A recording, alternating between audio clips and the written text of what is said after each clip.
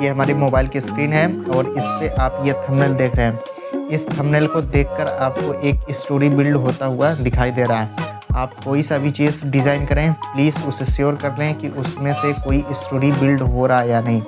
अगर आपने जिस चीज़ को डिज़ाइन किया उससे कोई स्टोरी नहीं निकल रही है, फिर उसका कोई मतलब नहीं है। तो आइए देखते हैं इस एस्थेटिक थंबनेल्स को कैसे डिज़ाइन करेंगे। थंबनेल का नाम है द एजुकेशन ट्रैप। तो ये हमारा कैनवास है और मैं अपने कंपोजिशन की सेटिंग दिखा दूं तो 16:9 इसका रेशियो है। रेजोल्यूशन हमने 2K रखा है। फ्रेम रेट से कोई मतलब नहीं है। फिर नीचे आप देख पा रहे हैं इसमें पूछा है बैकग्राउंड क्या रखना चाहते हैं। तो आप कोई सा भी बैकग्राउंड रख सकते हैं, कोई दिक्कत नहीं है। आपको जो भी बैकग्राउंड रखना हो आप रख सकते हैं। ठीक है, इसे कट कर देते हैं यहाँ से।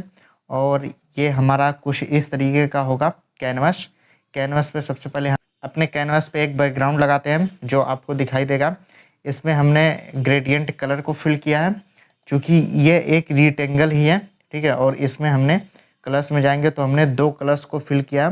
पहला कलर है ये डार्क ही है, डार्क येलो है, और दूसरा कलर है ये इसको लाइट की तरफ मूव किया है, आप यहाँ से देख पा रहे हैं। ठीक है, खैर आप 2 कलर को ही फिल कर सकते हैं, आपको जो 2 कलर भी पसंद हो। ठीक है, इसे हम छोड़ते हैं। ये हमारा बैकग्राउंड हो गया। दूसरी चीज़ है इसके ऊपर हमने एक दूसरा रेक्टेंगल फिल किया है जिस पे हमने एक इफेक्ट अप्लाई किया। ये रेक्टेंगल ही है, रेक्टेंगल पर इफेक्ट अप्लाई किया गया हाफ टोन डॉट्स।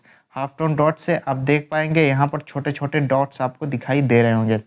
दूसरी चीज़ अब आता है हमारी इमेज की पारी। ठीक है, पहले हम इसको देख लेते हैं टेक्स्ट को अपने द एजुकेशन ट्रैप। यह एक सिंपल टेक्स्ट ही है द एजुकेशन ट्रैप, और इसमें कोई भी इफेक्ट नहीं अप्लाई किया गया। ठीक है, और दूसरी चीज़ हाँ इमेज में बहुत सारा काम हुआ है। इमेज को सबसे पहले देख लेते हैं। ये है हमारा पहला इमेज। ठीक है, जिसमें बैकग्राउंड कोई नहीं है, बैकग्राउंड नहीं है। और दूसरी चीज़ ये है कि इसमें हमने एक इफेक्ट अप्लाई किया है सेचुरेशन को हमने -100 किया, यानी कि इसमें ज़रा सा भी कलर नहीं दिख रहा होगा। ये एकदम ब्लैक एंड वाइट में ही दिख रहा है क्योंकि इसकी सेचुरेशन हमने -100 मतलब एक तरह से कह लीजिए कि 0 कर दिया। दूसरी चीज़ हमने दूसरा इफेक्ट अप्लाई किया, ये मिरर इफेक्ट है। इसका ये मतलब है कि अभी आप देख पा रहे हैं कि ये दूसरे डायरेक्शन में फ़ोटो थी, लेकिन हमने जैसे ही मिरर अप्लाई किया इस चीज़ को एक मिरर के थ्रू जैसे आप देखते हैं उस चीज़ छाई बन जाता है, यानी कि उल्टा कर देता है। सेम वही चीज़ हो रहा है। मिरर अप्लाई किया है। आप अगर ज़रूरत हो तो अप्लाई करें, नहीं ज़रूरत है तो मत अप्लाई कीजिएगा। दूसरी चीज़ यह है कि दूसरा इमेज जो है हमारा ये है। दूसरे इमेज को हमने इसमें इफेक्ट नहीं अप्लाई किया है। देख लीजिए इसमें कोई इफेक्ट नहीं है क्योंकि इसे कलर में ही रखना था।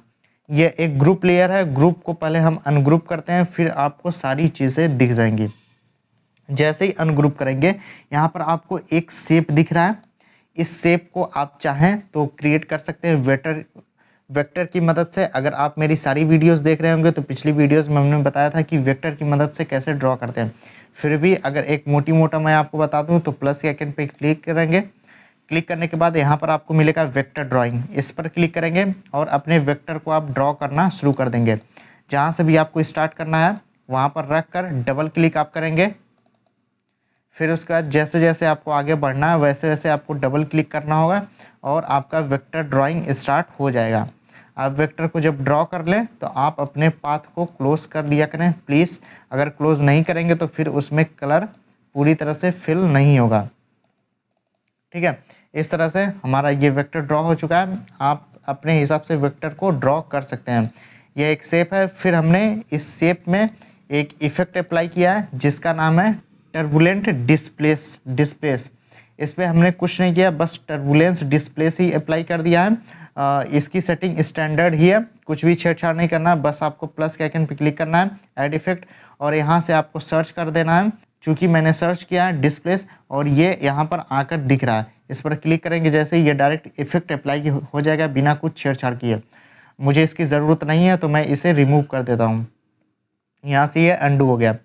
दूसरी चीज़ ये है कि जो ये हमारा इफेक्ट था, शेप था, इसी पर हमने क्या किया, इसके ब्लेंडिंग एंड ओपेसिटी मोड को चेंज कर दिया। इस पर आप क्लिक करेंगे, यहाँ पर नीचे आएंगे तो इसमें मास्क का ऑप्शन आपको एक देखने को मिलेगा। मास्क, इसमें हमने मास्क कर दिया। मास्क करने से बेसिकली ये होगा कि जो नीचे वाली इमेज है ये मास्क हो जाएगी। अगर मैं नॉर्मल करूँ तो इसका शेप कुछ इस तरीके का है। फिर यहाँ पर नीचे जाकर आप इसे मास्क कर सकते हैं। जैसे हमने इस पर क्लिक किया ये मास्क हो गया इमेज। फिर हमने इसे ग्रुप में कर दिया। ग्रुप में करने के लिए आपको इस इमेज को लॉन्ग प्रेस करके रखना होगा और फिर दूसरे इमेज को प्रेस करके रखना होगा। फिर आप एकदम ऊपर जाएंगे, यहाँ पर आपको एक ग्रुप का आइकन दिख रहा है, इस पर जैसे ही क्लिक करेंगे ये हमारी इमेज ग्रुप हो जाएगी। यह छोटी सी वीडियो आपको पसंद आई होगी और सारा कुछ आपको समझ में भी आया होगा। लेकिन अगर कुछ भी डाउट है तो आप डायरेक्ट मुझसे कमेंट करके पूछ सकते हैं, मैं उसका जवाब ज़रूर से दूंगा। Thank you.